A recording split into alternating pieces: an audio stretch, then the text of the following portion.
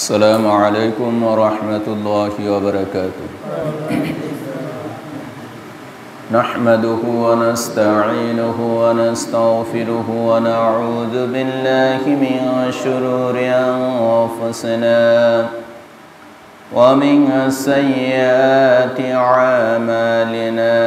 من يهد الله فلا مضل له ومن يضلله فلا هادي له. ونشهد أن لا إله إلا الله وحده لا شريك له أرسله بالحق بشيرا ونذيرا وداعيا إلى الله بإذنه وسراجا منيرا. فقد قال الله تعالى في كلامه المجيد والفرقانه الحميد: أعوذ بالله من الشيطان الرجيم. بسم الله الرحمن الرحيم. إن الله وملائكته يصلون على النبي يا أيها الذين آمنوا صلوا عليه وسلموا تسليما. اللهم صل على محمد وعلى آل محمد كما صليت على إبراهيم وعلى آل إبراهيم إنك حميد مجيد. اللهم بارك على محمد وعلى آل محمد كما باركت على إبراهيم وعلى آل إبراهيم إنك حميد مجيد. بلغ العلا بكماله كشف الدجى بجماله حسنت جميع خصاله صلوا. بلغ العلا بكماله كشف الدجى بجماله حسنت جميع خصاله صلوا. سلموا يا قوم بل صلوا على صدر الأمين مصطفى ما جاء إلا رحمة للعالمين.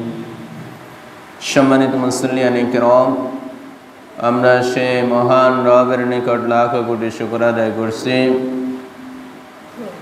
যে মাবুদ আমাদেরকে অত্যন্ত দয়া করে মায়া করে সকলের আগে তার ঘরে আসার এবং বসার তৌফিক দিয়েছেন।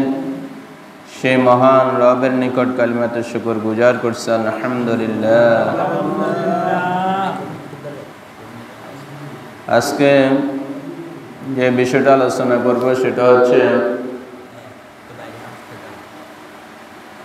তালাকপ্রাপ্ত নারী পূর্বের স্বামীর সাথে যদি বিবাহ বসতে চায় তাহলে অভিভাবকের পক্ষ থেকে বাধা দেওয়া ঠিক হবে না। এ বিষয়ে ইনশাআল্লাহ আলোচনা করব।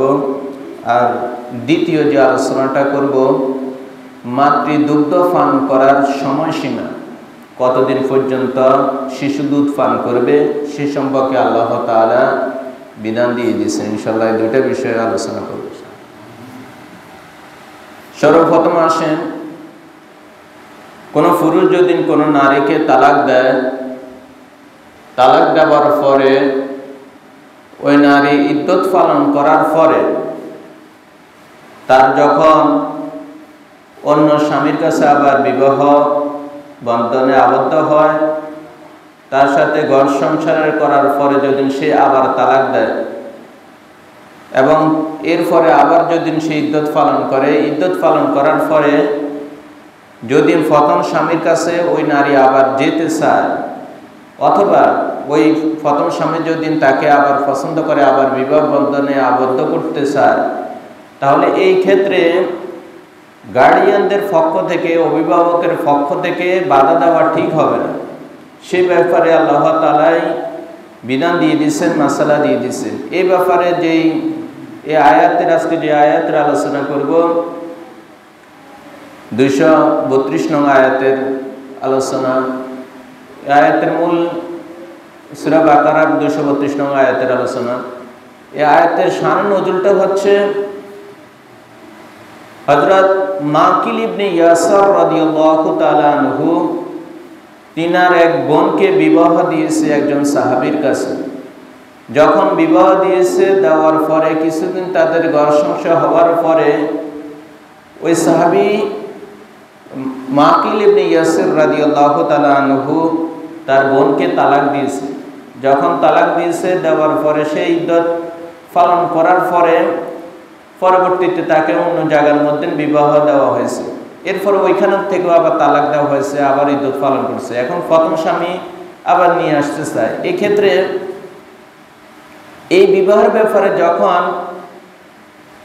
হযরত মাকিল ইবনে ইয়াসার রাদিয়াল্লাহু তাআলাকে প্রস্তাব দেওয়া হয়েছে তার বোনকে পুনরায় বিবাহ করার ব্যাপারে, তার বিবাহ আবার নবায়ন করার ব্যাপারে যখন প্রস্তাব করা হয়েছে, তখন কি হলো, ওই মাকিল ইবনে ইয়াসার এই বিবাহকে, এই প্রস্তাবকে প্রত্যাখ্যান করছে, যে বলছে তুমি প্রথমে আমার বোনকে বিবাহ করে পরবর্তীতে সেটা প্রত্যাখ্যান করলা, এখন বিবাহ করার পর তাকে তালাক দিলে, এখন আবার তুমি বিবাহ করতে চাও, অতএব তোমার এই বিবাহকে, তোমার এই প্রস্তাবকে আমি গ্রহণ করব না।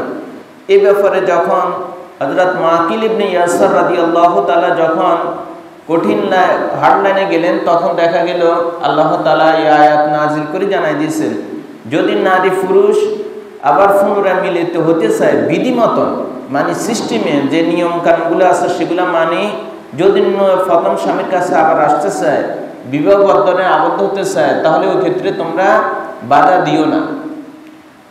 এবং এই কথা, আর কথা হচ্ছে, যদি এই অনেক সময় দেখা যাচ্ছে যে পুরুষে তালাক দিয়েছে, ওই পুরুষে তালাক দেওয়ার পরে তখন সে একজন ধরেন সম্ভ্রান্ত ফ্যামিলির লোক, যে কোনো কারণে স্ত্রীকে তালাক দিয়েছে। এখন এই ব্যক্তির স্ত্রী অন্য জায়গার বিবাহ হোক এটা ওই ব্যক্তি চায় না। এক্ষেত্রে সে নিজের এলাকার মধ্যে প্রভাব খাটায় বা অন্য কোনো শক্তি প্রয়োগ করে ওই নারীর বিবাহ দিতে দেয় না, এটা করা যাবে না। এটা সেই ব্যক্তি মারাত্মক গুনাহগার হবে। তুমি তালাক দিয়েছো, তার উপর তোমার কোনো এখন আর অধিকার নেই, কিন্তু তুমি প্রভাব খাটায়, শক্তি খাটায়, তোমার মান সম্মান চলে যাবে, এই সমস্ত এগুলো বিষয় চিন্তা করে তাকে তুমি অন্য জায়গায় বিবাহ বন্ধনে আবদ্ধ হওয়ার জন্য সুযোগ দাও না। এর জন্য কিন্তু ওই পুরুষ অবশ্যই গুনাহগার হবে। এই জন্য এই ধরনের বাধা সৃষ্টি করা যাবে না। তাহলে এবার কোরআনের মধ্যে আসুন, আল্লাহ তাআলা কি বলতেছেন, ওয়াইদা তাল্লাকতুমুন নিসা, আর যখন তোমরা নারীদেরকে তালাক দাও, ফাবালাগনা আজালাহুন্না, অতঃপর তাদের যখন ইদ্যত শেষ হয়, সময়সীমা, তালাক দেওয়ার পরে যে 4 মাস 10 দিন ওই সময়সীমা শেষ হয়, ফালা তা'দুলুহুন্না, তোমরা তাদেরকে বাধা দিও না, ওই নারীদেরকে বাধা দিও না, আইয়ানকিহনা আসওয়াজাহুন্না ইযা তারাদাউ বাইনাহুম বিল মা'রুফ, ন্যায়সঙ্গতভাবে যদি তারা তাদের পূর্বের স্বামীর কাছে, মানে প্রথম স্বামীর কাছে ফিরে যেতে চায় সন্তুষ্ট চিত্তে, তাহলে ওই ক্ষেত্রে তোমরা তাদেরকে বাধা দিও না। যদি স্ত্রী পুনরায় আবার ওই প্রথম স্বামীর বিবাহ বন্ধনে আবদ্ধ হতে চায়, তাহলে যদি দুজনের রাজি থাকে এবং ন্যায়সঙ্গতভাবে সিস্টেমে যদি তারা আবার পুনরায় বিবাহ বন্ধনে আবদ্ধ হতে চায়, ওই ক্ষেত্রে তোমরা কি করিও না, এভাবে বাধা দিও না। আল্লাহ তাআলা বলতেছেন, যালিকা ইউআযু বিহি, আমি এই ওয়াজ করতেছি তাদের জন্য, মান কানা মিনকুম ইউমিনু বিল্লাহি, যে ব্যক্তি তোমাদের মধ্যে আল্লাহ তাআলার উপর ঈমান রাখে, বিশ্বাস রাখে, তার জন্য আমি এই ওয়াজটা করতেছি, এই উপদেশ দিতেছি। ওয়াল ইয়াউমিল আখিরে, এবং যে ব্যক্তি পরকালের প্রতি বিশ্বাস স্থাপন করে, পরকালের প্রতি ঈমান রাখে, আমি তাকে এই উপদেশ দিতেছি। যালিকুম আজকা লাকুম, এটা তোমাদের জন্য আত্মশুদ্ধি, মন ভালো, ও আতহার, এবং তোমাদের পবিত্রতার উপায়, মানে এর দ্বারা তোমাদের মনটাও ভালো হবে, তোমরা নিজেরাও পবিত্র হলে, গুনাহ থেকে বাঁচি গেলা। আল্লাহু ইয়ালামু ওয়া আনতুম লা তা'লামুন, আল্লাহ তাআলা ভালো করে জানেন, সব কিছু তিনার অবগত আছে। ওয়া আনতুম লা তা'লামুন, আর তোমরা সব বিষয় জানো না, তোমাদের সব বিষয় তোমাদের জ্ঞান নেই। তাহলে এই আয়াত থেকে আমাদের নিকট পুরোপুরি স্পষ্ট হয়ে গেল যে কোনো পুরুষ যদি কোনো নারীকে তালাক দেয়, তালাক দেওয়ার পরে তাহলে 4 মাস 10 দিন সে অপেক্ষা করবে, করার পরে যদি অন্য স্বামীর কাছে সে বিবাহ বন্ধনে আবদ্ধ হতে চায়, তখন প্রথম স্বামীর পক্ষ থেকে কোনো বাধা সৃষ্টি করতে পারবে না।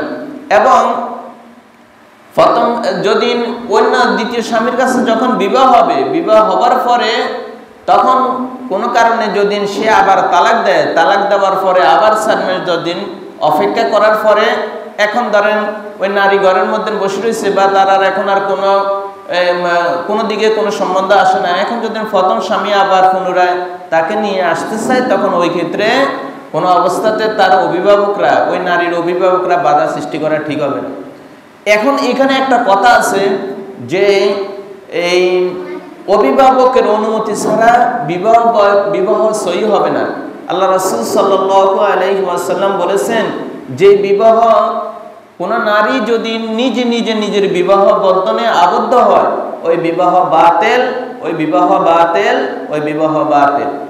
মানে অভিভাবকের অনুমতি ছাড়া কোন নারী ইচ্ছে গিয়ে এভাবে বিবাহ বন্ধনে আবদ্ধ হইতে পারবে না। যদি বিবাহ বন্ধনে এভাবে আবদ্ধ হয়, তাহলে তার এই বিবাহটা বাতিল হয়ে যাবে। এখন আমাদের সমাজে এটা আস্তে আস্তে প্রবণতা অনেক বাড়তেছে। দেখা যাইতেছে এই মেয়েরা অন্য ছেলের সাথে সম্পর্ক গড়ি, তারপরে তার সাথে যায় বিবাহ বন্ধনে আবদ্ধ হয়, না আছে তার সাক্ষী, না আছে তার কোনো অভিভাবক, না উকিল, না মা বাবা, এভাবে বিবাহ বন্ধনে আবদ্ধ হইতেছে। এই ধরনের বিবাহ বন্ধনগুলো সম্পূর্ণভাবে বাতিল। আল্লাহ রাসূল সাল্লাল্লাহু আলাইহি ওয়াসাল্লাম বলছেন, এই ধরনের বিবাহ কখনো গ্রহণযোগ্য হবে না। এখন এবং আল্লাহ রাসূল অন্য হাদিসে বলছে, যদি কোনো নারী তার অভিভাবক ছাড়া এইভাবে বিবাহ বন্ধনে আবদ্ধ হয়, তাহলে তাদের ওই বিবাহ বন্ধনটা বাতিল তো হবেই, সাথে তারা যতদিন ঘর সংসার করবে এটা জিনার গুনাহ তাদের আমলনামায় আসতে থাকবে। এখন এই আমরা দেখতেছি অনেক যুবক ছেলেদের মধ্যে বা যুবতী মেয়েদের মধ্যে এই রকমের প্রবণতা দেখতেছি। তারা প্রেমে বন্ধনে আবদ্ধ হয়ে দেখা যাইতেছে তারা এই বিবাহ বন্ধনে আবদ্ধ হয়ে যায়। তাদের ধারণা যে পরবর্তীতে মা বাবা মানি নিবে, এই মানি নেওয়া কিন্তু আপনার বিবাহ সহি হবে না। বিবাহটা আগে হয়ে গেছে, বিবাহটা তো বাতিল হয়ে গেছে। এখন এইভাবে আমাদের সমাজে দিন দিন এগুলা বাড়তেছে। এই ব্যাপারে কিন্তু অবশ্যই যারা গার্ডিয়ান রয়েছেন তারা কিন্তু এই ব্যাপারে সচেতন হইতে হবে। যুবক যারা রয়েছে তারা আল্লাহ তাআলার এই হুকুম মানতে হবে, আল্লাহ রাসূলের হুকুম মানতে হবে। কিন্তু তারা মন গড়া যদি এইভাবে চলতে যায়, পুরা জীবনে শুধু তার গুনার উপর দিয়ে যাবে। তার জীবনে না আসবে শান্তি, না আসবে কোনো উন্নতি, বরং দিন দিনে দেখবেন তার অধঃপতন হইতেছে। আসলে একসময় এরকম দেখা যায়, মা বাবা এত কষ্ট করি তাকে লালন পালন করি, মেয়েটাকে বড় করছে, এখন মেয়ে এভাবে হুট করে আরেকজনের সাথে চলে যায়, এটা মা বাবার মনে তো কষ্ট। এক পর্যায়ে এরকমও দেখা যায় এখন এই বিবাহগুলা আসলে বেশি দিন টিকে না। কিছুদিন যাবার পর 2 বছর 3 বছর 4 বছর 5 বছর পরে এই ধরনের অবৈধ প্রেমের সম্পর্কের বিবাহ টিকে না, এগুলা নষ্ট হয়ে যায়, এগুলা শেষ হয়ে যায়। কারণ এগুলোর মধ্যে আল্লাহর রহমত নাই, তো শয়তানি ওয়াসওয়াসা আছে, তো যার কারণে এই সমস্ত বিবাহগুলো টিকে না। যদি না 2-1টা টিকে, এগুলো একবার রেয়ার, কিন্তু বেশিরভাগে এই ধরনের বিবাহগুলো টিকে না, অশান্তি শুরু হয়ে যায়। এই জন্য আমরা আমাদের সন্তানগুলোকে বুঝাইতে হবে। এরপরে আমরা যারা গার্ডিয়ান আছি আমরা এই সমস্ত ব্যাপারে সচেতন থাকতে হবে। এটাতে মহাপাপ, যে এটা পুরো জীবনটা জেনার গুনাহ হইতেছে, এই সমস্ত বিষয়ে আমরা অবশ্যই আমাদের সন্তানগুলোকে বুঝাইতে হবে, অবগত করতে হবে।